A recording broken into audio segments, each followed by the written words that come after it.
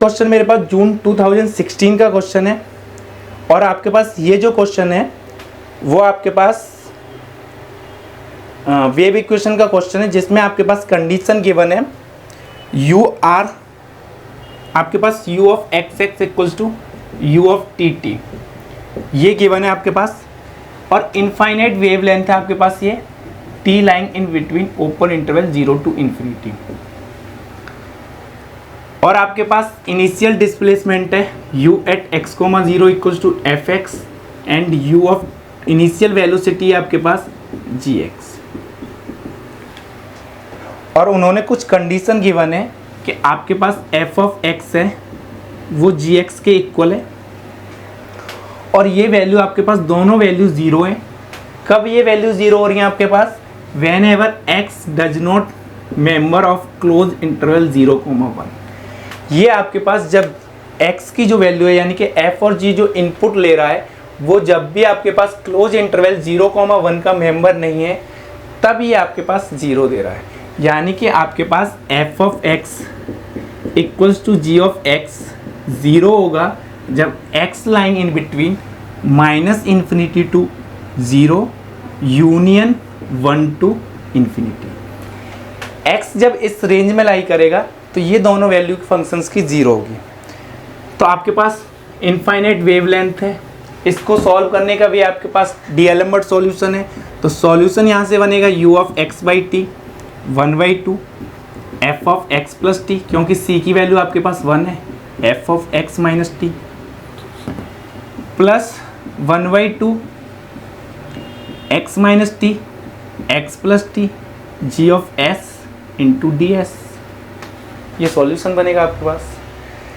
Option पे आते हैं, u of x, t equals to 0 for all x, t belongs to, यानी कि u 0 बोल रहे हैं वो कि ये सॉल्यूशन डायरेक्टली ट्रिवियल है when ever f of x आपके पास x लाएंगे मेंबर है आपके पास -∞ से 0 का मेंबर है, और t जो मेंबर है वो उन्होंने पिक किया है फर्स्ट ऑप्शन में 0 टू इन्फिनिटी।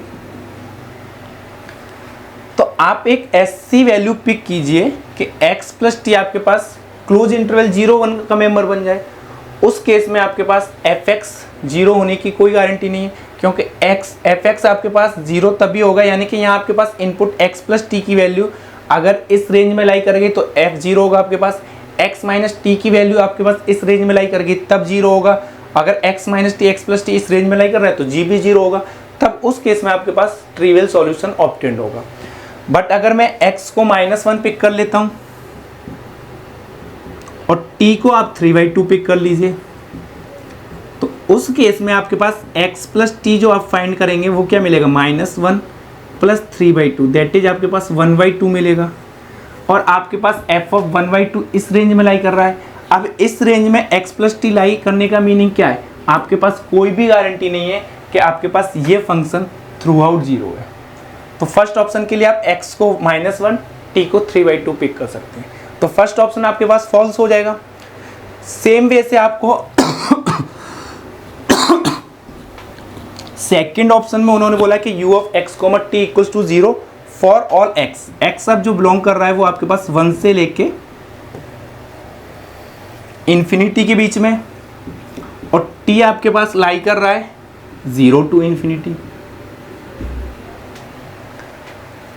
0 से इन्फिनिटी के बीच में। अब आपको वेरीफाई करना है कि u ऑफ x, t हमेशा 0 होगा जब आपके पास इस रेंज में लाई करेगा। ठीक है, x को आप 3/2 पिक कर लीजिए और t को आप 1 पिक कर लीजिए। t इसका मेंबर लाई कर रहा है, x इसका मेंबर लाई कर रहा है। अब जब मैं यहाँ x माइनस टी फाइंड करूँगा तो वो क्या मिलेगा आपके पास? 3/2 - 1 दैट इज 1/2। तो अब आपके केस में x माइनस टी इसका मेंबर बन गया, x माइनस टी मेंबर बन गया, तो कोई गारंटी नहीं है कि ये आपके पास 0 होगा। तो यहाँ से आपके पास बी ऑप्शन भी क्या हो जाएगा? फॉल्स। सी ऑप्शन में आपके पास x plus T is less than 0, तो जब आपके पास x plus T less than 0 है तो गारंटी है आपके पास कि x माइनस टी भी लेस देन 0 होगा। ऐसा क्यों होगा? ऐसा इसलिए होगा क्योंकि ये 0 है, तो x plus T minus 2t is less than minus 2t, और आपके पास x minus T less than minus 2t। t आपके पास 0 टू इन्फिनिटी में, तो ये वैल्यू भी आपके पास हमेशा लेस देन 0 होगी। तो x plus T less than 0 है, x minus T less than 0 है, यानी कि इस रेंज में लाई कर रहे हो आप। इस रेंज में f 0 है आपके पास, g भी 0, तो ओवरऑल सॉल्यूशन मेरे पास क्या होगा 0। तो c ऑप्शन भी ट्रू होगा। सेम वे से आप d भी वेरीफाई करेंगे, d भी ऑप्शन आपके पास ट्रू होगा। तो answer is only c and d।